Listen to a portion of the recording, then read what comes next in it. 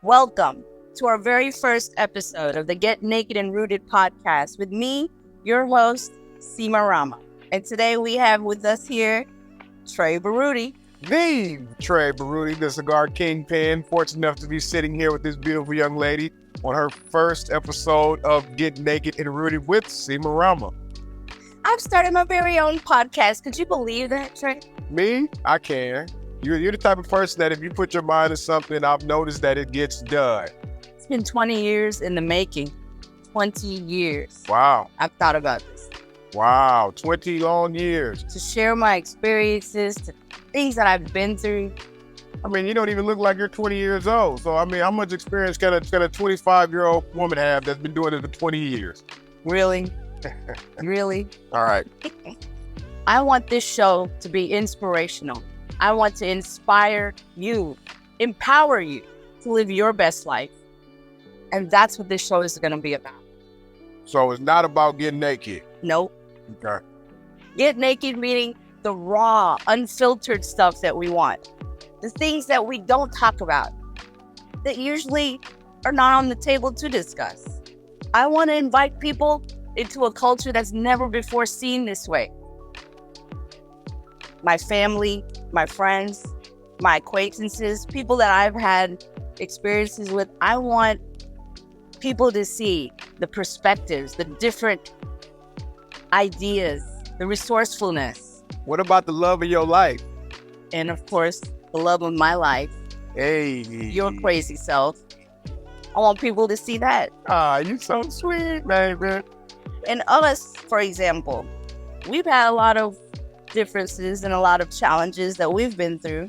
Yeah, I only speak one language, you speak 14 languages, so it's kind of a language barrier gap between the two of us. One of many barriers, or shall I say differences? Yes, absolutely. I wouldn't say barrier.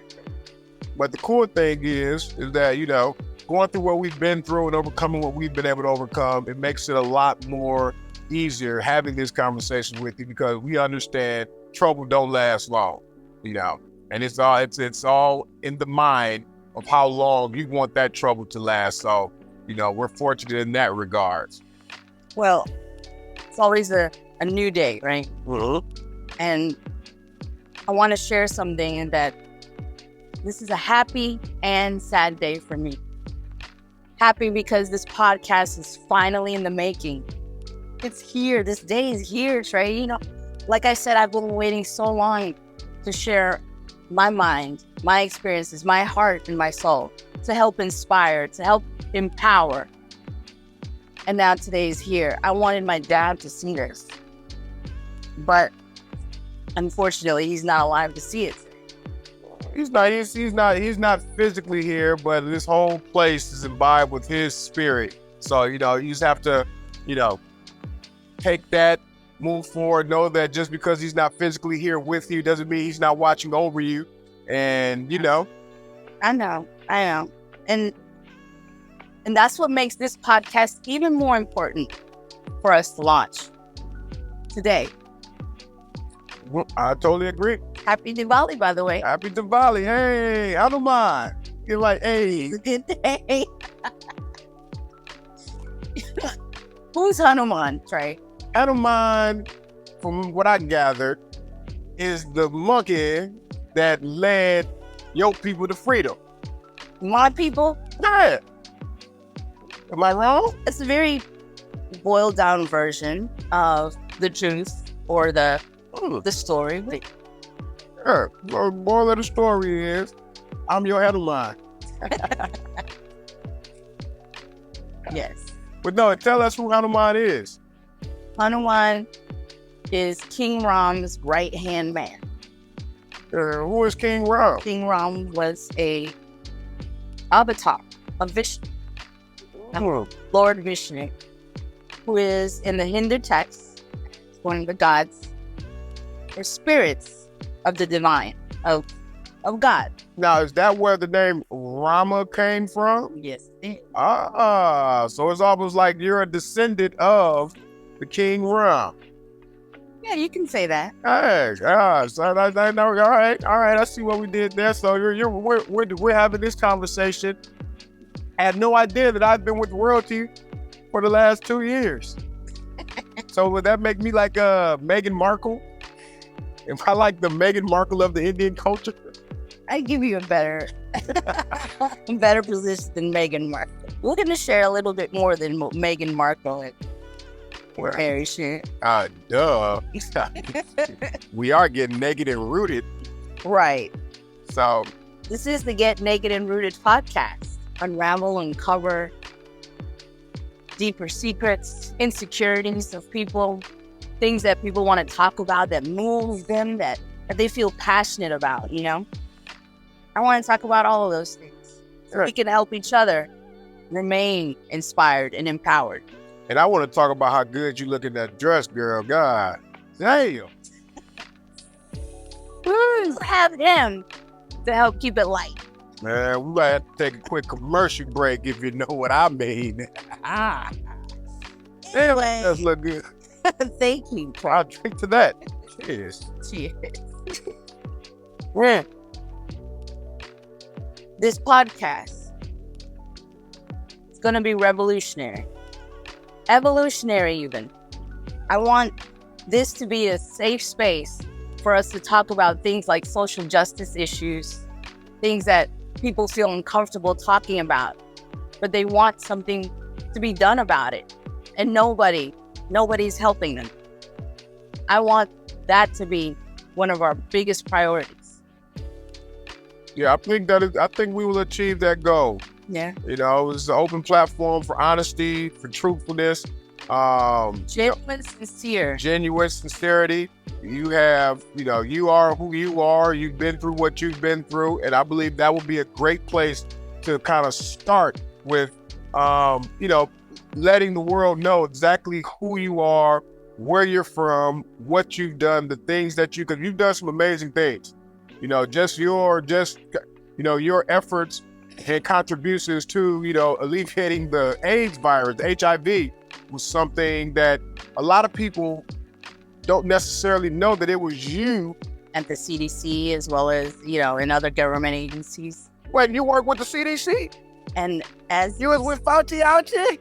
Fauci Ouchie. You and Dr. Fauci? Yes, before he was Fauci Ouchie, yes. And I left them. How was that experience? That had to been mind-boggling. It was a great learning experience, for sure. I learned a lot of things about life, about obviously diseases, Mm-hmm.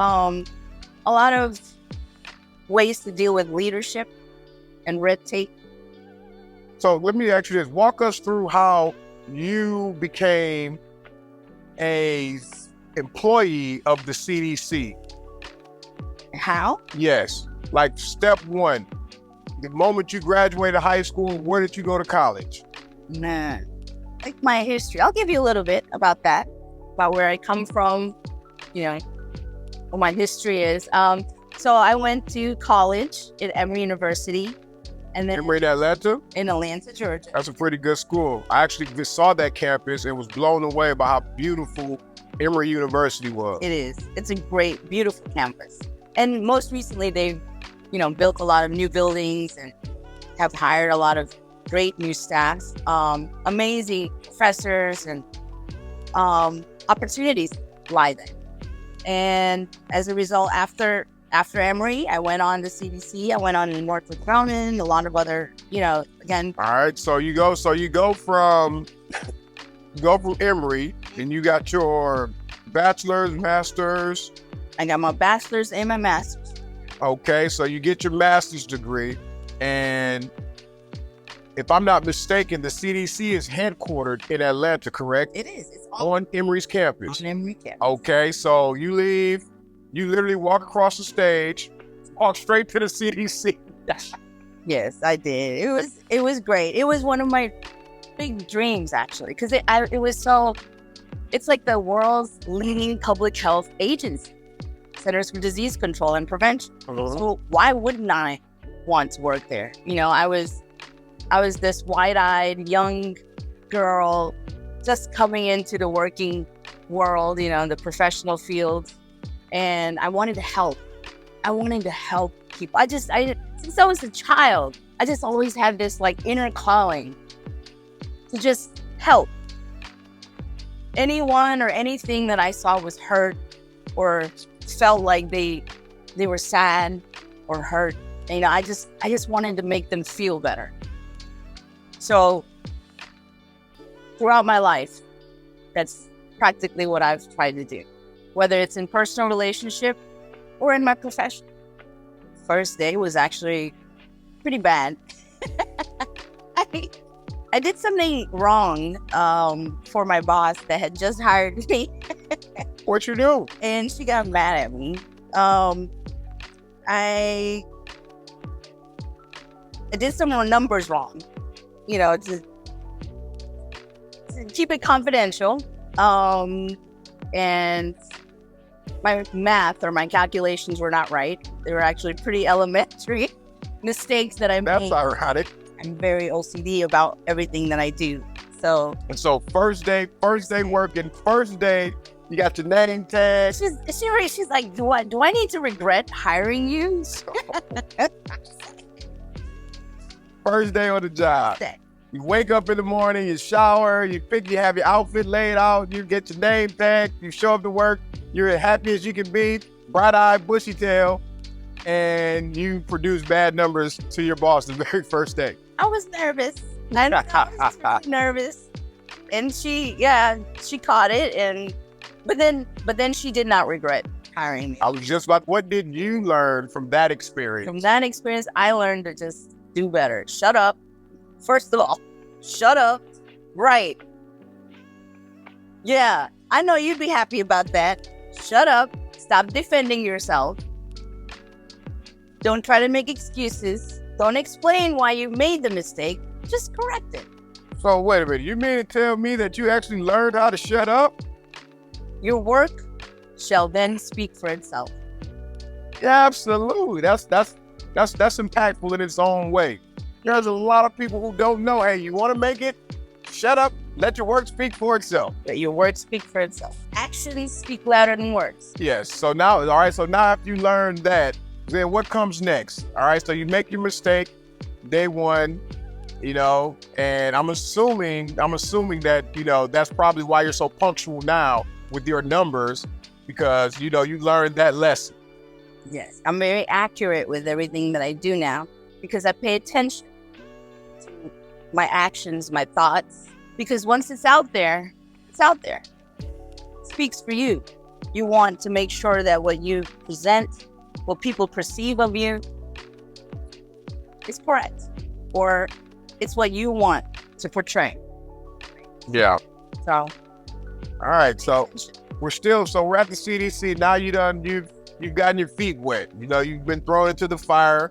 You survived. You did what you had to do. Now, this Seema Rama is on her way. What was your biggest task that you actually had at the CDC? There's things that you can't talk about. So, yeah, there's some things so at CDC, I've had many projects that were very significant in determining the health for millions of people all around the world. Mm-hmm. Billions. And so it's an extreme responsibility. Yeah. When you have that many people depending on something that you're doing. And you're part of a huge machine, obviously. There's so many others that are working with you, alongside you, right? Mm-hmm. But your part is very significant. I was so honored, privileged, and I felt so accomplished once those projects were fulfilled. And once those projects were rolled out into the world and you see the significant positive outcomes, people are healthier, people are living, there are less deaths in the world, literally mortality reduced, and because of something you did, and so those kinds of things, that's me fulfilling that need to help people. So it would be safe to say that Seema Rama believe that her purpose on this planet is to help people, to inspire people, to, champion people, lead people in the right direction. Yeah, absolutely. And I believe that you've done a phenomenal job at it. I mean, I've Googled you on many different occasions, and I've seen some of the work that you've done. It's out in public, so it's not like, it's everybody doesn't know. So, but yes, some of it is. Yeah. Like, when you talk about your contributions, to HIV and AIDS. I want us to talk about, obviously, like the work that I've done out there, but also about the work that other people have done out there. That is significant, that is poignant to how we live every day. Yeah. The solutions, the simple things that we learn, the small things that we know that can make such a world of a difference to someone else. Wow. And those are some of the solutions that I learned at working at some of these places, these great institutions and companies. Northrop Grumman is the second largest security defense contractor in the world. Yes. And what was your position at Northrop Grumman? Booz Allen as well. I've worked with Booz Allen, Okay. PricewaterhouseCoopers, a lot of different companies in between. I ended up at Northrop Grumman. Okay. And a lot, and some of the roles that I held was like business analyst, behavioral scientist, health analyst. So wait a minute. You're saying that you were a behavioral scientist for Northrop Grumman. What does that even mean? Like, so, all right, so when I think of behavioral science, I think of somebody that has a scientific equation on why I why I behave the way that I behave. Is that not? Yeah, I figured it wasn't that simple. That's not how it is. I figured it wasn't that simple. But explain to us what. So, there's no real definition for behavioral scientists because we as humans are very complicated beings. Some more complicated than others. Some are very much more complicated than others, such as yourself. I'm so simple it's complicated. At the same time, there are certain patterns that you can kind of glean out. Mm-hmm. And so those patterns are helpful when it comes to, companies that need to close a deal or negotiate something or, find pressure points, pain points, things that work, that don't work when interacting with folks that you have to work with. So for people like yourself, there has to be something that's either that you were born with, that drive. What is your drive that you know of that's inside you to give you like these type of principles to want to move forward? Like what drives you? It's a good question. Like I said, I was born with that need. I remember since I was a 1 or 2 year old, since as far as I can remember, I remember crawling on my, hands and knees. That's how far I can remember. But I remember my first trip to Pondicherry. Pondicherry, Chennai, which is South India. Mm-hmm. And that's where my ashram resides. Mother and Sri Aurobindo's ashram. Okay. And for those who may not know Mother and Sri Aurobindo ashram, what exactly is that? It used to be a French colony, and now it's, part of India. The ashram is based on a simple philosophy, which is each individual has their own path, their own yoga, so to speak. And this path that they travel on, at the end of it is the divine, which is for each religion or culture, it's different name, right? God, Allah, Bhagwan, whatever. So we call that entity divine. Each person has their own method, different means to the same goal. Now, to foster that, to be able to walk on that journey and that path with the greatest, resources and peace and least path of resistance. Mother and Sri Aurobindo laid out some principles to help. Okay, so I'm gathering that the ashram is an actual place The ashram is in place, yes. that you could actually go to. Kind of meet with people, discuss, philosophize, read the books that they wrote to help folks kind of walk the journey of life to reach the divine. Now, is it like a school? Is it like a village? Is it like, It's a whole community. it's a community? Yeah, it's a whole community. So in that community, you have all the working parts, that any community would have. Post office to laundry to schools, hospitals, old nursing homes. And how old were you when you actually remember going to the ashram? 1 year old. Okay, and how long were you? And you were at the ashram from 1 until? Well, I wasn't living there physically at the ashram, but every year since I was a 1 year old, I have gone there for months at a time. Especially when I lived in India for schooling. That's where we spend our vacations.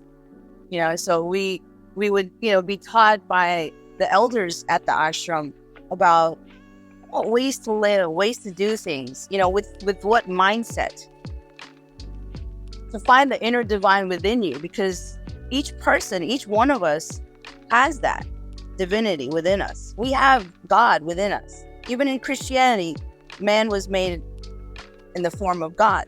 Man was made in God's image. So as such, we believe in the ashram that each person within has that divine. And so to express that divine, these foundational principles that Mother and Sri Aurobindo laid out help us express it. It's not to, the Mother and Sri Aurobindo aren't meant to be divine themselves.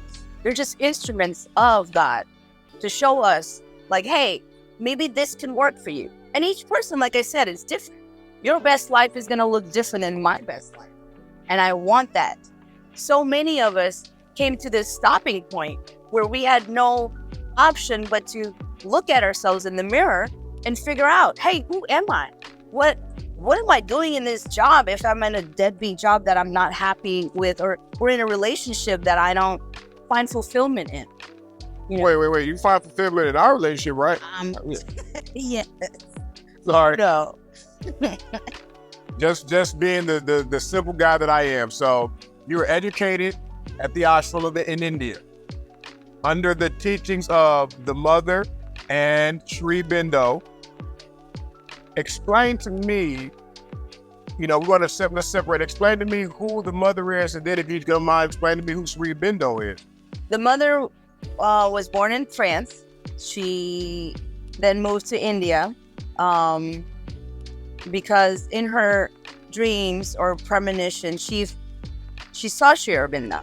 She even drew him before she met him, and it was sort of a calling for her to do the things that she did in her lifetime, which was to bring this information to people, to help people. All people. All people. All religions, all cultures. Religion was not even a factor. It's just people, what she connected with. And what Sri Aurobindo wanted to connect with. Sri Aurobindo was a revolutionary, actually. Really? For India's independence during the British rule. Really? Yeah. See, I had no idea. Yeah. And he was jailed for so many years. And in that jail was when he found the inspiration to write the Savitri. And the Savitri is basically the text that kind of shows everything that he believes in, which is, again, along the lines of each person has their own path of progress, and everyone should constantly keep learning, keep moving, keep changing for the better, living your best life. Because if you stay stagnant, you won't. I owe a huge thank you to the ashram, mother, and Sri Aurobindo for the person that I fell in love with, that I'm in love with, the person that you are today. I owe a huge debt of gratitude to them for putting that inside of you. And I would think we also be safe to say that the rest of the world has benefited from the teachings that you have learned from your experiences. Yes, I'm merely an instrument. I don't want to take credit for this.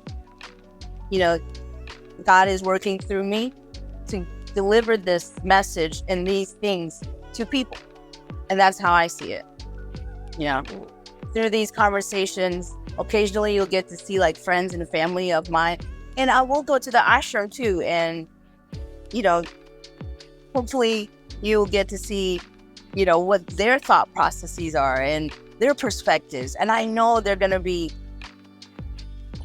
juiced up, revolutionary and evolutionary. If some people out there are going to like change their lives thanks to this information. And I can't wait to share that. You know, and that's very exciting for me that this day is finally arrived. And the fact that it makes you so excited is makes me even more excited because I know how much this means to you. I know you as a person, like, you know, on the surface level and the in-depth level. So for me, knowing that, you know, you're in a position where there's things that you can do to help people, knowing where you came from as far as with helping people, it gives me joy knowing that you're fulfilling the work that you believe you're fulfilling your purpose. Yes, I'm happy that I'm doing this as well. And it's you know, these are going to be moments, these are going to be raw moments, sincere, genuine moments that I haven't had as many of, or haven't had the chance or opportunity to share as much. Because, you know, I'll be honest, like, I come from a culture that's kind of closed off, that's kind of... You don't say.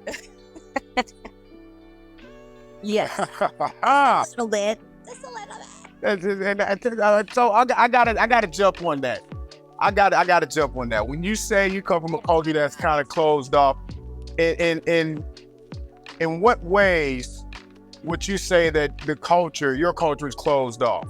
I always say like more, it's not as open as some of the other cultures. You know, there are a lot of things that only we as Indians know or are familiar with or that can get along with. Because we grew up in that environment and with that experience.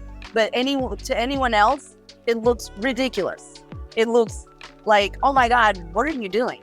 Like, why are you living that way? You should do this, you should do that, you know, and it's not understood as common practice. So it's more, so when you say closed off, it's more along the lines as you're not saying that you should, but like the general consensus is more of, you know, this is what you do and do it. What you do as I say, not as I do type mentality, right? Yes, a lot of that is there where, you know, a lot of things are not questioned. You just kind of expected to do it because it's been done for so many years, or it's been done in your family as such. You know, whether it's prayers, rituals, relationships, the way you carry on with your, you know, your in-laws, or with the other side of the family, or whatever. It's a very socially and tight culture, tight-knit culture. A lot of family is priority, always. Number one, act and conduct yourself in society. Your reputation is of paramount importance. So these are some of the things that are changing slowly as the new generations, you know, are coming along. But it's still very staunch and rooted. Wow. So, and because of that, a lot of our culture is closed off.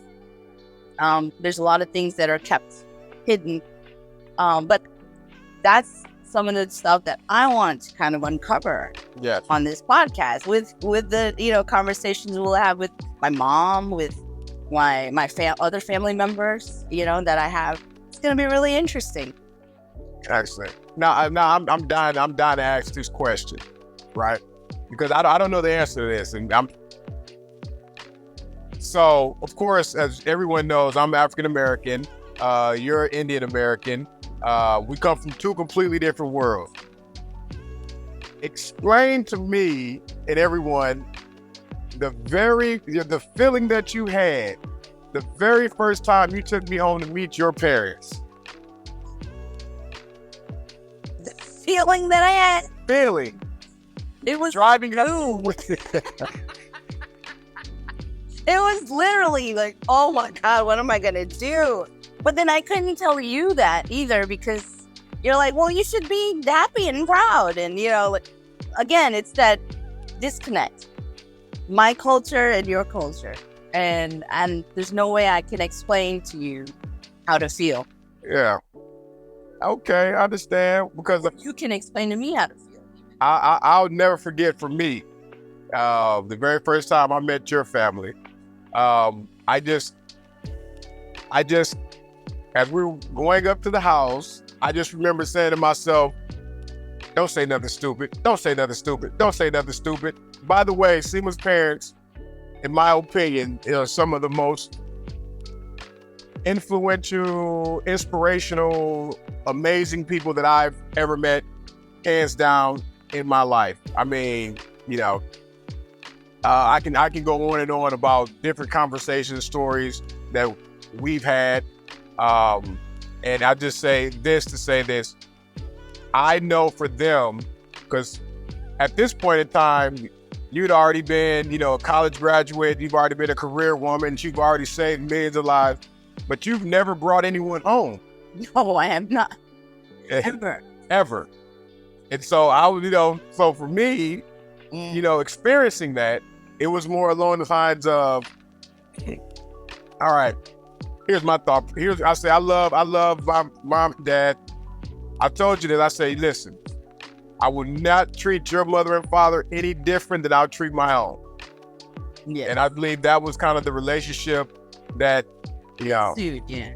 Correct. Right. So, yeah. But yeah, that feeling was a little intimidating, knowing who your father was, first and foremost. Well, at this time, I didn't know who he was. I had to research him, and then I found out later exactly who he was. The millions of people that he's helped in his life, the growth of an entire culture that he assisted with, he and your mother. And so once I learned all of that, it was like, oh, yeah, I'm just a dude that, I play football, So that was a little intimidating, but they made me feel welcome. Papa used to say all the time, listen, I don't care, as long as she's happy, I'm okay. Yeah. And so that's pretty much was his main priority. I tell you all the time, you were his pride and joy, and I can say that because I've actually experienced it. He's actually told me these things, and that's about as far as I'll go into that. I'm so glad you had the chance to meet my dad, and even though he used to always be annoyed by you. First time he introduced me to somebody, I'd never forget this story. We're sitting there, and Seema has a brother, Vinay, which is he's the CEO of Mandala Foundation, yes. and Mandala Holding, which they do a lot of work helping out the world. Yes. Building infrastructure, farming, the whole nine. Everything. So, Papa, he's over there sitting down, and then we had this thing going that you never really touched Papa. You didn't touch him. He was just, he wasn't an emotional dude. He hugged Seema. I've never seen a guy hug him. He'd give you a fist bump, and he'd do one of these. I'm like, it's a wrist bump. Like, what is like, hello, how are you? And then I go, hey, so we're sitting there, and he recently learned how to do a fist bump. So remember that we're sitting there, and he's introducing, the family. Yeah. He goes, to the nice lady. He goes, this is my daughter Seema. This is my son Vinay. And then he points to me and goes, this is, yeah. I'm just, hey, how you doing? Yeah. You know, that was Papa. And I was like, I was keeping my fingers crossed. I was like, oh, this is the right thing. This is the right one. Hey. And, but yeah, my mom loved you from the start. You're definitely a ladies' man, as we all know. Say, baby, you want a fish sandwich? Hey, Phil. Hey.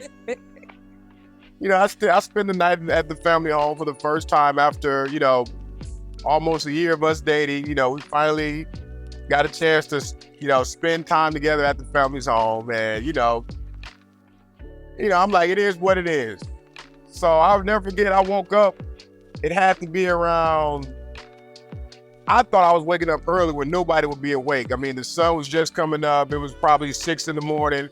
You know, I got my night shorts on. That's it. And I'm like, Seema, I need something to drink. She's asleep, so I didn't want to wake her. So I just kind of like find my way through the house. I'm gonna go downstairs, get me some water, then I'll come back up, no problem. I go downstairs. Picture this: no shirt, no shoes, and I'm just so happen to be wandering through this house, and I find the refrigerator. Give me a bottle of water. I go and grab an apple out of the fruit bowl. Now, granted, it was the last apple. I take a big stupid bite out of this apple. I'm talking about. I turn around and Popeye's sitting right there at the table. You didn't see him sitting right there looking at you. Take that. No. And the only thing I could think of was, you want a bite? He's like, nah. No, he just gets up, shakes his head, walks on out, and I just find myself back upstairs, and I'm like, yeah, I see you at this point. I'm like, I think your dad hates me. Oh, you did not go like that. Like that, the first time. Hanging and swinging. You know what I'm saying? Again, everything works out for the best. And again, the most important thing, like he said, I stand behind what your father's wishes were. That was for you to be happy. Now, if you could only tell us what makes you happy, that'll be a lot easier for everybody involved. What makes you happy? Is the love that I give, to people, if they can just give that back to anyone. Pay it forward, kind of. That pure, genuine, sincere one, where you don't look at what's in your best interest, but what would the other person need? And that kind of love is hard to find in this world. But I have it for others, and so did my dad. And when she died, it made me feel really lonely that, oh no, I don't have that person anymore that felt like that. But I know there are more out there like that. Absolutely. And so I want to connect. I want all of us to connect on that level. I think it'd be safe to say that you may have lost your dad in the physical, but you got your daddy sitting over here in the present, baby. Proud. Thank goodness for good people like yourself to help people like me in our journey, in my journey. And so that we can walk together and help others and help more. To help inspire and empower.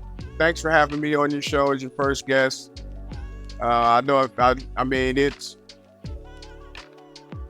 that what you're on is something that's huge, something that's going to transcend all throughout the world.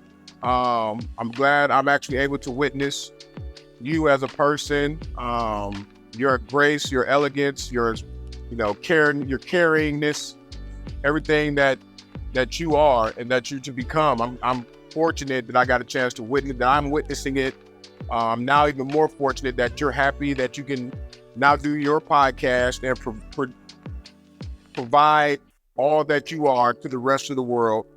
And, as I said before, I'm here for you.